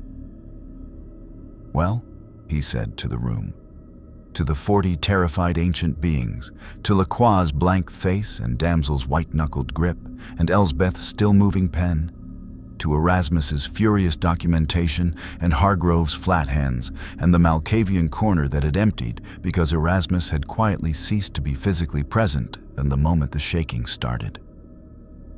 "Well," he said again, and his voice in the silence had the quality of something that has been waiting across an entire narrative to finally be needed rather than merely being interesting. "I suppose that's my cue." He walked toward the door, stopped, turned back to the room with the expression of someone who has thought of one more thing. "For what it's worth," he said, looking at all of them, Camarilla and Anarch and Tremere and Nosferatu and every faction's representative sitting in their apocalyptic moment. "You built something interesting here. The Masquerade, the traditions, even the Sabbat's honesty about what you are. 3,000 years of figuring out how to exist as monsters in a world that doesn't know you're there." He paused. It had load-bearing problems, but the impulse behind it wasn't wrong. He opened the door. The building shook again, harder, and somewhere beneath Los Angeles, something that had been sleeping since before the city existed opened its eyes. The thing beneath Los Angeles was called Absimiliard, and it was the antediluvian progenitor of the Nosferatu clan. And it had not been fully awake since the fall of a civilization that history had since misplaced entirely. It had companions in its rising, 2 others, their names written in the Book of Nod in passages that Tremere scholars had spent centuries arguing about, whose clan affiliations had been deliberately obscured in the text because the original authors had understood with the prescience of people writing near the beginning of a very long story that naming the sleepers too clearly would give younger kindred the dangerous impression that the sleepers could be anticipated. They could not be anticipated. They were too old for anticipation, and they were old enough that the concept of anticipation, the projection of a mind forward through time to model future states, was something they had passed through and come out the other side of into something that had no human language equivalent. What they were, waking, was gravity. The slow, enormous, inevitable pull of things so massive that the space around them bent. Alucard walked out of the conclave building into a Los Angeles that had already noticed something was wrong. Not the vampires, the humans. 10 million people who had spent Tuesday processing the revelation that something strange moved through their city at night were now processing a secondary sensation, the kind that bypassed rational interpretation and went directly to the oldest parts of the brain, the parts that predated language and civilization and the development of the prefrontal cortex's capacity for reassuring self-narrative.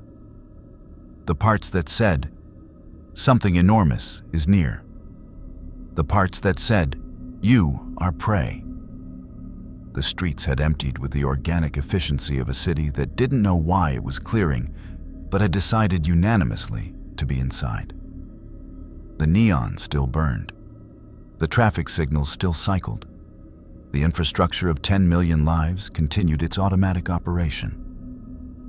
But the people had gone, drawn inward by the instinct that kindred had relied on for 3,000 years and that was now operating at a scale the Masquerade had never intended to produce. Alucard stood in the empty street and looked at the city and felt the 3 points of awakening pressing up through the earth like heat through stone. Absimiliard to the east, beneath what had been agricultural land before the sprawl consumed it. A second presence to the south, older feeling, its signature in the psychic landscape like a bass note below the range of hearing. A third somewhere in the water, offshore, which made a certain terrible sense given the ocean's capacity for concealing ancient things in its pressure and dark. He could feel them orienting toward him.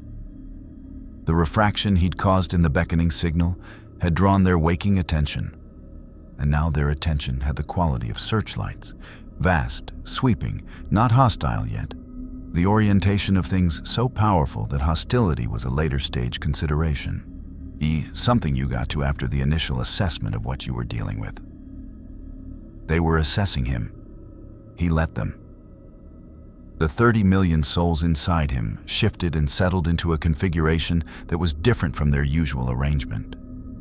Not agitated, not afraid, but present in a way that was collective and purposeful. The way an audience becomes one thing when the performance begins. He felt Pip Bernadotte somewhere in the arrangement. The familiar whose existence inside him was warmer and more specific than the anonymous 30 million, and felt something pass between them that wasn't language, but functioned as acknowledgement.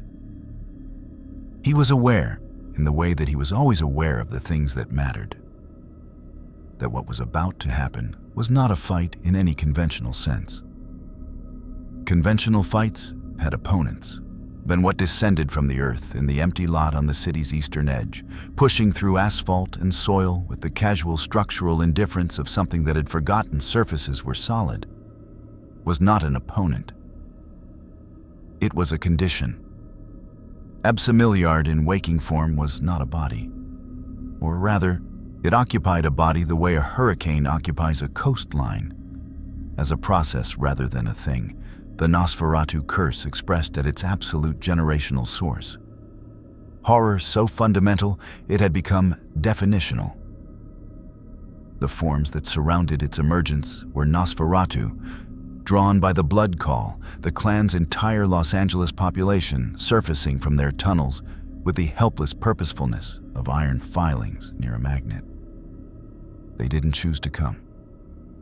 They came because the chain that connected them to their progenitor had pulled, and 3,000 years of generational distance had not weakened it. The second presence rose from the south with less drama, a cold front moving through the city's psychic landscape, a Ventrue awakening whose clan's curse of elitism operated at its source as something close to the pure Platonic form of dominion. The third stayed in the water. Alucard registered it as a pressure on the edge of his awareness, watching, assessing its own assessment. He walked toward Absimiliar. This was, by any standard military or tactical analysis, not the recommended approach. The recommended approach, for anything operating at a conventional power level, would have been distance, observation, and the development of a strategy that accounted for the entity's capabilities. Alucard's approach was different because his approach was always different, because the thing that made him genuinely dangerous, more dangerous than the Soul Army, more dangerous than the regeneration, more dangerous than the Schrödinger immortality, was that he was genuinely, completely unafraid, not brave. Bravery was the management of fear. Alucard had consumed enough beings to understand fear from the inside, had hosted it in 30 million configurations, and had arrived at the position that fear was a reasonable response to the possibility of cessation, and he simply didn't have that possibility in any form that fear could grip. What he felt, walking toward the Antediluvian, was curiosity. The same curiosity that had walked him into the conclave, into the Tremere's diagnostic, into the Sabbat Warpack's attempted ambush. The curiosity that was his truest characteristic, that more fundamental than the violence and the nihilism and the theatrical darkness. The deep, genuine, unkillable interest in what happened next. Absimiliard's attention focused on him fully. The Nosferatu around it froze in their positions like a tableau, their bodies locked by the total claim their progenitor's awakening made on their blood. The psychic landscape of the empty lot compressed as two fields of impossible gravity encountered each other. The Antediluvians' 3,000-year weight pressing outward, and Alucard's 30 million soul depth pressing back, not aggressively, but simply as a consequence of what he was. the way two bodies of water press against each other at a boundary without either one attacking. What passed between them was not words. No, Antediluvians at the moment of awakening didn't use words. Words were the technology of beings who needed to externalize thought. And something that old and that fundamental had long since internalized communication into a medium that operated below language. What passed was direct, intent, recognition. The oldest surviving vampire in this universe, encountering the oldest vampire in any universe, a being whose origin predated Cain, and doing with that information what very old things did with surprising information, incorporating it slowly, without panic, into a revised model. Alucard communicated back, also without words. What he communicated was simple and was the truest thing he knew about himself. I am not here to end you. I am not here to serve you. I am not afraid of you. I am, genuinely and without performance, interested in what you are. The lot was silent. The city was silent around it, that profound urban silence that only existed when something had frightened the ambient noise into hiding. Then Absimiliard communicated something else. One concept, ancient and enormous, arriving in Alucard's consciousness the way a stone arrives in still water. Why? Not why are you here? Why do you exist? Why did you come to this universe? A more fundamental why. The why that something asks when it has been asleep for 3,000 years and has woken to find the world above it changed beyond recognition, and the Gehenna it had been dreaming its way toward complicated by a variable it had not anticipated. The why of something that had believed the script was fixed and has discovered that one actor is off-book. When Alucard stood in the empty lot with an ancient god's question inside him, and 30 million souls who had all, at various points in their existences, asked the same thing. And he gave the only answer he had, the one that was true in every universe he'd ever occupied. Because nothing else was interesting enough to stop me. The third presence, the one in the water, withdrew. Not retreating, concluding. Reaching a determination and removing itself from the equation with the decisiveness of something that had survived 3,000 years by knowing when a situation had exceeded its parameters. The Ventru presence to the south stabilized, its awakening arrested at a threshold, a vast intelligence deciding that full emergence was premature given new information, and Absimiliard's pressure in the lot remained but changed quality. From the gravity of imminent collision to something more like the gravity of a body in stable orbit. Not alliance, not submission, not the resolution that any kindred political structure would have recognized as a legitimate outcome. Something older and less legible. The acknowledgement between two things outside each other's systems that they occupied the same space and had both for the moment decided that coexistence was more interesting than conflict. The Nosferatu around the lot unfroze gradually, like a recording resuming. Several of them looked at Alucard with expressions that contained more information than their faces were designed to display. He walked back toward the city. Behind him, the empty lot was empty again, and in the way that spaces are empty after something enormous has passed through them, not vacant, but rearranged, the air carrying the residue of what had moved through it. His phone buzzed. Elsbeth. The message said, "What happened? Tell me everything." He considered this, looked at the city, which was beginning, tentatively, to repopulate its streets. Humans emerging from buildings with the cautious curiosity of people who didn't know what had frightened them and were now trying to determine whether it was still there. They had their phones out. They were documenting. They were posting.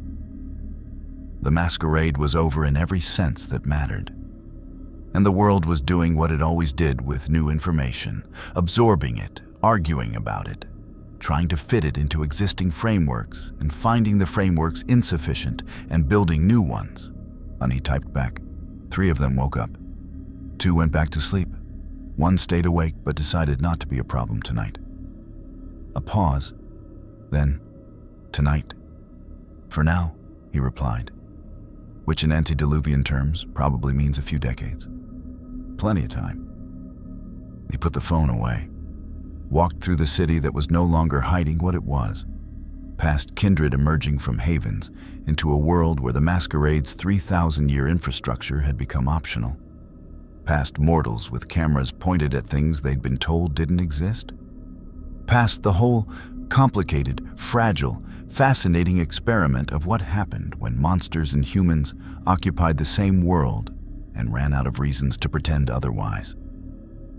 He stopped at the Santa Monica Pier, the same pier where he'd arrived, where it had started, where a tear in the fabric of something had deposited him into a universe that ran on blood and hierarchy and ancient, terrible sleeping things and the ongoing human-adjacent project of figuring out what you owed each other when you were damned. He leaned on the railing. The Pacific was exactly what it had been. Black and enormous and deeply unimpressed with everyone. He found this comforting. Somewhere behind him, the city was becoming something new. The Camarilla would survive in some form. Institutions that old didn't simply cease, they transformed, found new shapes for old imperatives. The Anarchs would find that a world without the Masquerade's pressure was simultaneously freer and more exposed, which was always the truth about freedom that its advocates mentioned less often than they should. The Tremere would document everything and argue about what it meant for the next century. The Sabbat would do what the Sabbat did, which was find the new configuration of the world and start hitting it to see what happened. The Antediluvians would continue their interrupted sleep, or continue their interrupted waking, and the question of Gehenna would remain open in the way that questions about endings always remained open. Present, pressing, without a scheduled resolution date. And Erasmus, somewhere in the city with his ledger and his 14 months of preparation and his 47 pages of notes, would be writing the next chapter of a prophecy that had just had its fundamental premise renegotiated by something that existed outside the system the prophecy described. Alucard looked at the water. In this universe, he was, formally, nothing. Not Camarilla, not Sabbat, not Anarch, not subject to the traditions or the curse or the beckoning or Gehenna or any of the 3,000-year architecture that the kindred had built to give their damnation structure and meaning. He was prior to all of it, which in the world of darkness' own theological language meant he was both completely free and completely alone in a way that even vampires, who understood loneliness professionally, couldn't quite map onto their own experience. He had been, in his home universe, a weapon that became a person. Here, he was a person who contained a weapon, which was different and better, and his. The pier lights hummed. The ocean moved. Not bad, he said, to the water, to the city, to the 30 million people inside him who had seen the whole thing from the inside and had, he felt, opinions. Not bad at all. In the weeks that followed, Los Angeles became the first city in the modern world to exist without a masquerade. Not by policy, not by declaration, but by simple, accumulated fact. The story had spread too far. The documentation was too clear. The Antediluvians' emergence had been felt too widely for any coordinated suppression to recover the lost ground. The Camarilla convened emergency sessions in 12 cities. The Sabbat interpreted the events as the opening of Gehenna and escalated accordingly. The Anarch Free State issued a statement that was 3 paragraphs of political philosophy and 1 paragraph of genuine surprise that they'd been right. Alucard remained in Los Angeles. He had no formal arrangement with any faction, no haven on record, no acknowledged place in the city's supernatural hierarchy. He simply existed in the city the way weather existed. Present, consequential, not subject to the permission of the structures around him. Elspeth stayed in defiance of Vienna and continued her documentation. Erasmus updated his ledger daily.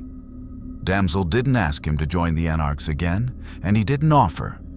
And this non-arrangement was the most honest relationship either of them had experienced in longer than they could separately measure.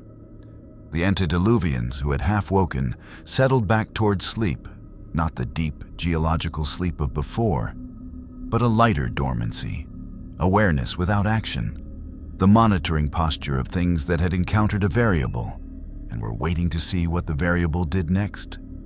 They would wait a long time. Alucard was comfortable with that. He was comfortable with most things that involved being watched by enormous ancient powers. Because he had been watched by enormous ancient powers his entire existence, and had developed the relationship with surveillance that very old, very confident things developed. The relationship of someone who knows they're being observed and has decided their behavior won't change based on the observation. He was, in the world of darkness, something the world of darkness had no word for. Prior to the system, outside the curse, immune to the ending that was written into every other kindred's blood. A vampire from a universe that had built damnation differently, deposited into a universe that had built it elaborately, finding in the collision not destruction, but the specific, rare, deeply satisfying experience of finally being somewhere complicated enough to be interesting. It would do. For now, it would absolutely do.